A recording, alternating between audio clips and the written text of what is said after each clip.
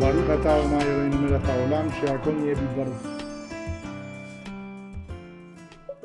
You know, the Bible is my source for almost everything that I speak to you. And I usually speak about the Jewish heroes. Today, I want to make an exception. I want to speak about an Egyptian hero. I want to speak about Pharaoh. You know, there was the rabbi of Kotsk was his name, great Hasidic leader. He said he admires Pharaoh. Why do you admire Pharaoh? Notwithstanding the plagues, he didn't let the Jews go. He could have said after the first plague, get out of here, and that's it. But he was very obstinate. He believed in what he thought and what he held, and he didn't let them go. One of my heroes is the late Adin Steinsaltz. He was a great erudite. He did a new edition of the Talmud. Great laws for the Jewish people, great laws for the Jews, a great thinker also. He says the following. When you read the Bible, you come across something very interesting. After the seventh plague, which was hail, barad in Hebrew, suddenly Pharaoh says, now I realize that God is just. Suddenly he realizes that something is going on here. What about all the other plagues before? Adin Steinsaltz reasons, and he says the following. A transformation took place in the personality of Pharaoh. Pharaoh, after all, thought he was God. He was certainly God. The Egyptians thought he was God. So that whatever he does, by definition, is right. As God, he ordered that all the firstborns should be killed. As God, he said, now all the male children should be killed, including the Egyptians, according to our sages. Everybody. If the Pharaoh said, that's it. What happened in this plague?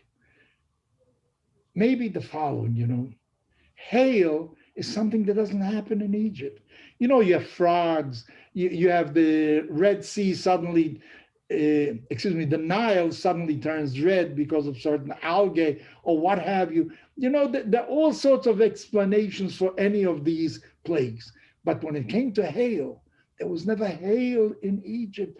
From pieces of ice were coming down from heaven. It never happened before. And he realized that there is a power above. This transformation meant something.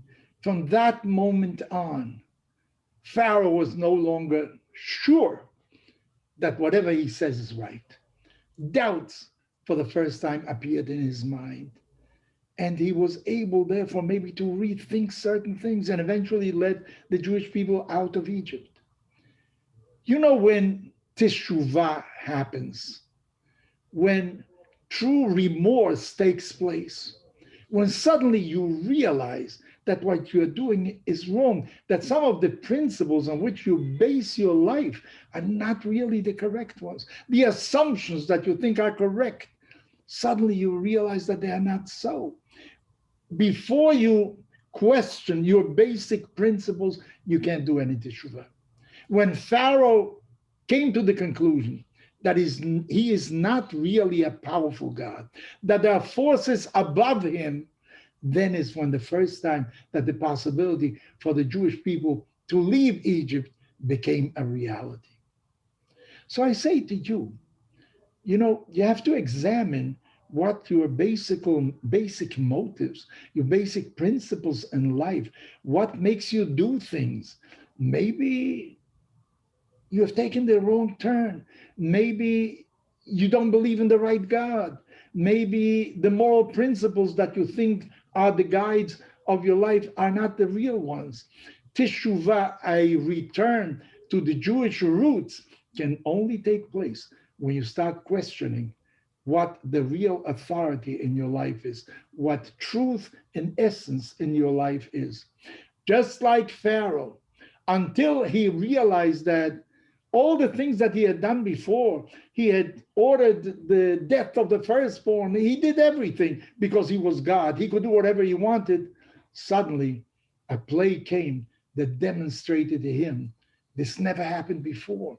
There's no way of explaining how hail falls from the heavens in Egypt. It never happened before. He realized that there's a God above. So when you come to the conclusion that there is a God above, I think that you have taken the first step toward real teshuvah, to remaking your life. Take a look at the appearance of many Baalei teshuvah. They have come to the conclusion suddenly that the type of life that they were leading before, that the principles that move them are not really the right ones. And therefore, there's an entire transformation, not only in their thinking, even in the way they look, even the way they dress, even the way they relate to everybody else. So try from time to time to rethink what are the guiding principles that move you, what are really the eternal truths, and you'll begin a process of teshuvah. I don't mean of going back because you're deviated. No, of coming closer to what is the truth, what is the inner self truth, and what you think should be the future of your own life.